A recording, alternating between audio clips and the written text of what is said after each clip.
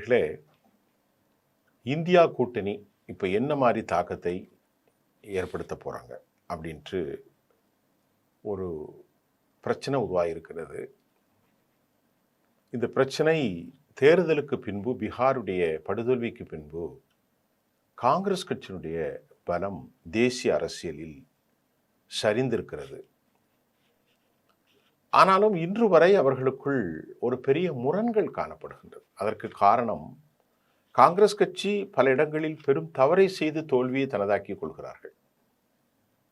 குறிப்பாக மத்திய பிரதேசத்தில் நடந்ததை போன்று இங்கும் நடந்திருக்கிறது. இந்த நிலையில் இந்த தோல்விக்கு காரணம் பல விதங்களில் பார்த்தாலும் இப்பொழுது இந்தியா கூட்டணியில பல கட்சிகள் இருக்கிறார்கள். அது செயல்பாடு இருக்கிறது என்பது வேறு. அவர்கள் அனைவருக்கும் ஒருமித்த ஒரு முடிவு இருக்கிறது. உத்தவ் தாக்கரே வரைக்கும் பாரதிய ஜனதாவை எதிர்ப்பதில் ரொம்ப கடும் போக்கை கொண்டவர். இன்றைய அந்த முடிவை கண்டு கூட அவர் என்ன சொல்லியிருக்கிறார் பீகார் விவகாரத்தில், இது நிச்சயமாக எஸ்ஐஆரின் மூலமாக எடுக்கப்பட்ட கபலீகரம் அப்படிங்கிறத அவர் சொல்லியிருக்கிறார். அப்போ உத்தவ் தாக்கரே வயதான நிலையிலே சரத்பவார், அகிலேஷ் யாதவ், இங்கே தேஜஸ்வி யாதவ், மமதா பானர்ஜி, இடதுசாரி தலைவர்கள், அரவிந்த் கெஜ்ரிவால், தமிழ்நாட்டில் திமுக, இந்த மாதிரி அதற்குள்ள இருக்கக்கூடிய சிறு கட்சிகள், கூட்டணிகள், இவங்க எல்லாரையும் வசியப்படுத்துவதற்கு விட்டு கொடுக்கும் மனநிலையில் காங்கிரஸ் இல்லை என்பது ஒரு கவலைக்குரிய செய்தியாக இன்றைக்கு மாறியிருக்கிறது. இந்த விவகாரத்தில் ஒரு பெரிய கேள்வி எழுந்திருக்கிறது. 20 வருஷம் ஆட்சி செய்தவர்கள் 21வது ஆண்டு எல்லாவற்றையும் மிகைத்து ஒரு வாக்கு எடுக்க முடியுமா என்று கேட்டால் அது உண்மையிலேயே சாத்தியம் இல்லைதான். ஆனாலும் பீகாரில் எடுக்கப்பட்டிருக்கிறது. பீகாரில் எடுக்கப்பட்டதும் இல்லாமல் அவர்கள் வைக்கின்ற அந்த கூற்று 23 விழுக்காடு, இவர்கள் 37, அவர்கள் 47. இதையெல்லாம் ஒவ்வொரு மாநிலங்களிலும் அவர்கள் செய்தால் என்ன செய்வது என்பதுதான் இப்போது இந்தியா கூட்டணி தலைவர்களுக்கு முன்னால் இருக்கக்கூடிய பெரும் பெரும் சிக்கல். இன்க்ளூடிங் தமிழ்நாட்டில் கூட அவர்கள் எதுவும் செய்யலாம். ஆனால் அதை ஒரு பத்திரிகையாளனாக நாம் பார்க்கின்ற போது மறுப்பதற்கான வாய்ப்பு இல்லை என்பது யதார்த்தம். ஏன்னா இன்றைக்கு கூட இந்த எஸ்ஐஆர் வந்த பிறகு அதற்கு பல ஆவணங்களை கேட்குறாங்க, டாக்குமெண்ட்ஸ் கேட்குறாங்க. நிறைய பேருக்கு அந்த நாலேஜ் இல்லை. 9ஆம் தேதியோடு முடிய போகிறது. அதை எப்படி எல்லோரும் அறிந்து கொள்ள போகிறார்கள்? அதை மாற்றுவதற்கு பலருக்கு நேரம் இருக்கிறதா? அந்த எஸ்ஐஆரில் கொடுத்திருக்கக்கூடிய படிவங்களில் அதிகமான பேர் அவர்கள் செல்ல முடியுமா என்று பல கேள்விகளும் இப்பொழுது எழுந்திருக்கிறது. ஒரு சிறிய விவகாரத்தோடு அதை முடிக்கலாம். ஆதார் கார்டு வைத்திருப்பவர்கள் எல்லாம் நாட்டின் தேசியத்தையும் தேசத்தை சார்ந்தவர்கள். அதை கொடுத்து நீங்கள் உங்களுடைய விவகாரத்தை பதிவு செய்து கொள்ளுங்கள், மரணத்தையும் பதிவு செய்து கொள்ளுங்கள். இதையெல்லாம் இருந்திருந்தால் ஈஸியாக இருந்திருக்கும். இந்த நெருக்கடியில் இன்றைக்கு பாஜக ஒரு கட்டுப்படுத்த முடியாத சக்தியாக மாறியிருக்கிறது. பாஜக 4-5 கட்சி அல்ல, அதாங்க ரொம்ப கவலை. பாரதிய ஜனதா ஒரு சித்தாந்த ரோல் பண்றாங்க. அந்த சித்தாந்த ரோல்ல சாதி அரசியலையும் மத அரசியலையும் ஒன்னா செய்யக்கூடியதான் பாரதிய ஜனதா. நல்லா கவனித்துக் கொள்ளுங்கள். இது ஏனைய ஹிந்து சமூகத்திற்கும் ஒரு கவலை தரக்கூடிய விடயம்தான். பெரும்பான்மையாக யாதவ் இருக்கக்கூடிய அந்த மக்களில் யாதவர்களுக்கு எதிரான ஒரு விவகாரத்தை அவர்கள் கட்டமைத்து சக்சஸாக கொண்டு போனாங்க. எங்க இன்றைக்கு நடக்கிறது எஸ்ஐஆர்ல ஏற்பட்டிருக்கக்கூடிய இந்த மாபெரும் ஒரு ரிக், ஒரு மோசடி, அது ஏறத்தாழ உறுதியாகி இருந்தாலும் இல்லாவிட்டாலும் அதில் கொஞ்சம் பெரிய அளவிற்கு போனாலும் கூட, அது பெரிய அளவில் போயிருக்கிறது, இருந்தாலும் கொஞ்ச அளவு மாறினாலும் கூட பெரும் மாற்றத்தை ஏற்படுத்தும்.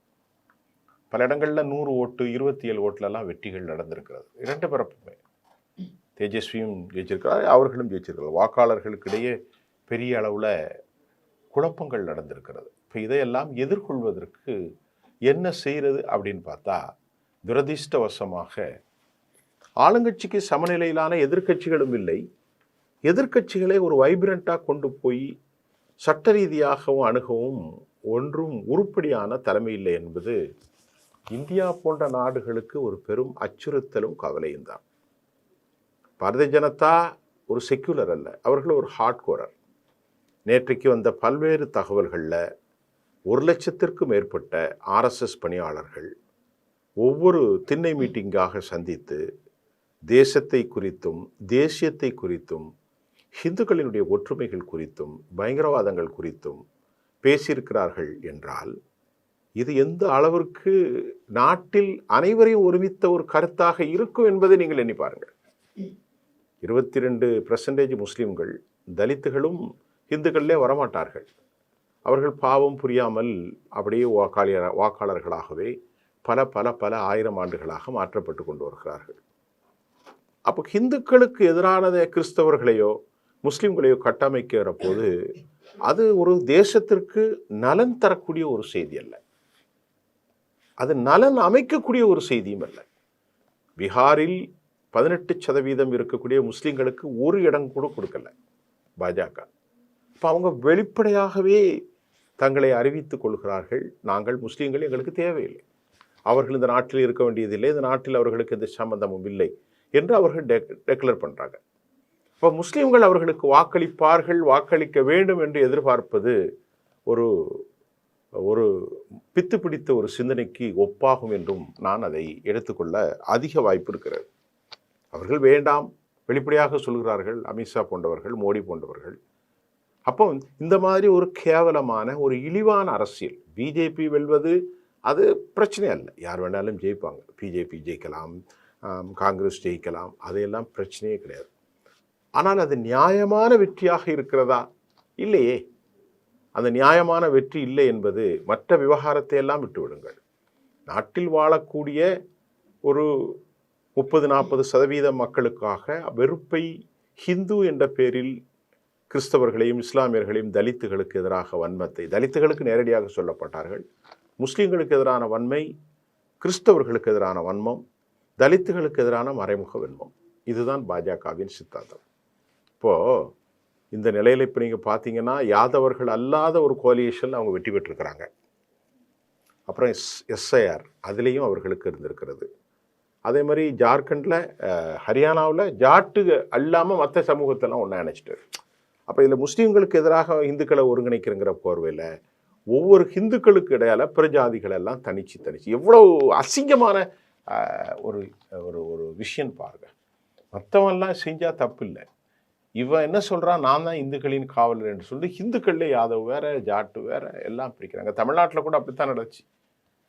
தேவேந்திர குல வேளாளர் தங்கராஜின் ஒருத்தனை பிடிச்சி கொண்டு வந்து பண்ணி கடைசியில் இப்போ தேவேந்திர குல வேளாளரும் இல்லை, ஒத்தனும் இல்லை. இப்போ மறுபடியும் இப்போ முக்குளத்தூரை கையில் எடுத்துருக்கிறாங்க. கொங்கு சரியாக இருந்தாங்க, சவுத்து பகுதியில் நாகர்கோயிலில் நாடார்களில் பிரிவை ஏற்படுத்தி நீ கிறிஸ்தவ நாடார், நீ இந்து நாடார். இப்போ என்னன்னா கட்டுப்படுத்த முடியாத ஒரு சக்தியாக பாரதிய ஜனதா வளர்ந்து போச்சு. இப்போ அதை கட்டுப்படுத்துறது ஜனநாயகத்தினுடைய ஒரு பேராதரவு தேவை. அதற்கு தலைமை இருக்கக்கூடிய ஒரு அவதரித்திர நிலையில் யாரும் இல்லைங்கிறது ஒரு பெரிய அபாயகரமான இந்திய ஜனநாயகத்துக்கு. அதில் எந்த மாற்றும் இல்லை. சும்மா உட்காந்து பேனலில் பேசுகிறது வேறு சார், அவ்வளோ மோசம் நடந்திருக்கு சார். ஒரு மாதம் டைமில் 65 லட்சத்துலேருந்து 45 லட்சம் பேரை வெளியேக்கி லிஸ்ட்டு எல்லாம் வெளியான பிறகு கூட ஒரு 3 லட்சம் பேரை எக்ஸ்ட்ராவை சேர்த்து மோடி அமித்ஷாவுக்கு ஈக்குவலாக பாபரி மஸ்ஜிதில் எந்த டிராஃப்டை ரெடி பண்ணி கொடுத்தானோ அதே ஞானேஸ்வரர் குமார், 370 ஆப்ளிகேஷன் எப்படி கொண்டு வரணும் உருவாக்கி கொடுத்தாரோ அதே அந்த ஞானேஸ்வரர் குமார் தான் தேர்தல் கமிஷன். நல்லா புரிஞ்சுக்கிடுங்க. பாபரி மஸ்ஜிதில் ஆதாரங்களை திரட்டி கோர்ட்டில் வாதாடுவதற்கு கொடுத்தவர் தான் இந்த ஐஏஎஸ் அதிகாரி ஞானேஸ்வரர் குமார். 370 டிராஃப்ட் எப்படியெல்லாம் வடிவமைச்சதும் இந்த ஞானேஸ்வரர் குமார் தான். அந்த ஞானேஸ்வரர் குமார் தான் இன்னைக்கு தேர்தல் கமிஷனுடைய தலைவர். இந்த ஞானேஸ்வரர் குமாரை எதிர்த்து தான் எதிர்க்கட்சிகள் போராடுறாங்க. 3 ஒன்றா தான் இருக்காங்க, 4 பேரும் ஒன்று. ஒன்று மோடி, 2வது அமித்ஷா, 3வது மோகன் பகாவத் ஆர்எஸ்எஸ், 4வது ஞானேஸ்வரர் குமார். இவங்கள்ட்ட எப்படி நியாயம் கிடைக்குன்னு நாம் எதிர்பார்க்க முடியும்? ஒரு பத்திரிகையாளராக அது ரொம்ப கஷ்டம், ரொம்ப கஷ்டம். அது முடியாது. இப்போ எதிர்க்கட்சிகள்கிட்ட துரதிஷ்டம் என்னென்னா, ஒவ்வொருத்தனும் தன்னை தானே அடிச்சுக்கிட்டு முட்டி கொள்கிறார்கள். இன்றைக்கு கூட வந்திருக்கக்கூடிய ஒரு தலைப்பு செய்தி, தமிழ்நாட்டில் ரொம்பவுமே ஒரு இந்தியா கூட்டணிக்கு எதிராக போடக்கூடிய செய்தி, மேற்கு வங்கத்தில் பிரச்சனை ஆரம்பிச்சுட்டு ராகுல் காந்தியினுடைய தலைமையை இருக்க எல்லாரும் மறுக்கிறாங்க அப்படின்னு ஒரு ஒரு புரளியை கிளப்பி விட்டுருக்குறாங்க. அது உண்மைதான், அதில் உண்மை இல்லைன்னு சொல்லலை, ஆனால் உடனே நடக்காது. அப்போ இப்போ எதிர்க்கட்சிகளுக்கான ஒரு டைம், உங்கள் ஸ்டேட்டை பார்த்துக்கிட்டு இருந்தாலும் அவங்க அப்படியா கபலீகரம் செய்யக்கூடிய திட்டங்கள் எல்லா இன்ஸ்டிடியூஷனும் அவர்கள் கையில் தான் இருக்குது. பிஜேபி, ஆர்எஸ்எஸ் அமைப்பு தான். இப்போ இன்றைக்கி தமிழ்நாட்டிலேருந்து எல்லா ஊர்லேயும் ஆர்எஸ்எஸ் சிந்தனை உள்ளவங்க தான் உள்ளே வந்துட்டாங்க அப்படிங்கிறதெல்லாம் மாற்று கருத்து இல்லை. அது எல்லாருமே சொல்லக்கூடிய ஒரு ப்ரூவன் ட்ரூத், ஃபேக்ட் அது. அதனால் இதை எதிர்கொள்வதற்கு ராகுல் காந்தி சுயபரிச்சனை செய்யணும். சும்மா எதிர்க்கிறோன்னு தண்ணிக்குள்ளே டைவடிச்சா மட்டும் நடக்காது. அந்த கட்சியில் இருக்கிற யாருமே செயல்பாட்டாளர்களாக இல்லை. தமிழ்நாட்டிலேருந்து எல்லாருமே விட்டு கொடுக்கவும் மறுக்கிறார்கள். ஒவ்வொரு ஊர்லேயும் யார் மெஜாரிட்டி ஏறினோ அவர்களுக்கு விட்டு கொடுக்கணும். அப்போ வெளிப்படையாக ராகுல் காந்தி, முக்கியமாக மமதா பானர்ஜி, தேஜஸ்வி, அகிலேஷ், தமிழ்நாட்டிலேருந்து திமுக, இடதுசாரி தலைவர்கள், உத்தவ் தாக்கரே, சரத்பவார், இந்த மாதிரி தலைவர்கள் எல்லாரும் ஒன்று கூறணும். ஒன்று கூடி மனம் விட்டு பேசணும். ஒரு செயல்முறைகளும் கூட அவர்கள் வடிவமைக்கணும். சின்ன விஷயத்தை கூட அமித்ஷா ரொம்ப கவனமாக பயன்படுத்தக்கூடியவர். பிஎல்ஏல அப்படித்தான் அவர் பயன்படுத்தி இருக்கிறார். இது பெரிய அநியாயம். இது ஒரு மாதத்தில் எஸ்ஐஆரை கொண்டு வந்தது மிகப்பெரிய அநியாயம். முடியாது, சாத்தியமே இல்லை. நீங்கள் தமிழ்நாட்டில் கூட பார்க்குறோம், இந்த 9ஆம் தேதிக்குள்ளே நிறைய ஓட்டு போயிருங்கிறாங்க. ஒரு ஆபத்தான நிலையில் இந்தியா போய்கிட்டு இருக்கு. இதனுடைய முடிவுகள் அவ்வளோ நல்லா அமையாதுங்கிறது ரொம்ப கவலை. மறுபடியும் சொல்கிறேன், அரசை ஆள்வது பாஜகவாக இருக்கிறத பற்றி நமக்கு எந்த மாற்றமும் இல்லை. ஜனநாயக ரீதியாக காங்கிரஸோ, திமுகவோ, அதிமுகவோ, இடதுசாரிகளோ, ஆம் ஆத்மியோ, மமதா பானர்ஜியோ, அகிலேஷோ, தேஜஸ்வியோ, உத்தவ் தாக்கரேயோ, யார் வேணாலும் ஆளுங்க, பட்நாயக்கோ, தெலுங்கு தேசமோ, ஜெகன்மோகன் ரெட்டியோ, அது பிரச்சனை இல்லை. ஆனால் அவர்கள் மெஜாரிட்டேரியனாக இந்தியாவில் வாழுகிற மக்கள் அனைவருக்கும் ஒருமித்த கருத்தையும் ஒரு விஷயமும் இருக்கணும். இவ்வளவு பெரிய அரசு நடத்துகிறாங்க. இந்தியாவில் 30% முஸ்லீம்களும் கிறிஸ்தவர்களும் இருக்கா. அதில் யாரு கூட இல்லை, ஒரு முஸ்லீம் கூட டிக்கெட் கொடுக்கல. பீகார்லேயும் அப்படி தான். இப்போ இப்படிப்பட்ட வெறுப்பை வைக்கக்கூடியவர்கள்ட்ட ஒரு நியாயத்தை நாம் எதிர்பார்க்க முடியாது. அதுதான் ஒரு உண்மை. அப்புறம் எனக்கு மத போக்கெல்லாம் இல்லை, எப்பவுமே இருக்காது, எல்லாருக்கும் தெரியும் ஒரு செய்தியாளனா. அதே சமயம் பீகாரில் நடந்தது ஒரு மிகப்பெரிய எதிரொலி. இதில் கவனமாக கையாள வேண்டிய பொறுப்பு எதிர்க்கட்சிகளுக்கு இருக்குது. அடுத்த வருஷம் 3 ஸ்டேட்லேயும் நடக்க போகுது. அதில் பெரும் விஷயங்கள் அவர்களுடைய கண் தமிழ்நாடு மற்றும் வெஸ்ட் பெங்கால், யூபி என்ன நடக்க போகுது, இனியாவது அந்த பிஎல்ஏ அவங்க ஒழுங்கு பண்ணுவாங்களா, செயல்பாட்டை அமைக்க போகிறாங்களா, என்ன செய்ய போகிறாங்கன்னு ஒன்றுமே தெரியல. கண்ணுக்கெற்றிய தொலைக்கு இப்போ அவங்களுக்கு எல்லா சட்டங்களையும் பாஸ் செய்வதற்கு வசதியாக வந்துருச்சு. எல்லாம் ஏகப்பட்ட எம்எல்ஏக்கள் வந்துட்டாங்க. அதனால் இப்போ நிறைய எம்பிக்கள் அங்கே வந்துடுவாங்க. மேல் சபையில் ஈஸியாக சட்டங்களை பாஸ் பண்ணுவாங்க. அடுத்து எதிர்க்கட்சிக்கிட்ட உதவிகள்லாம் தேவை இருக்காது. ஆபத்தான நிலையில் இந்திய ஜனநாயகம். மீண்டும் அடுத்த செய்தியில் சந்திப்போம்.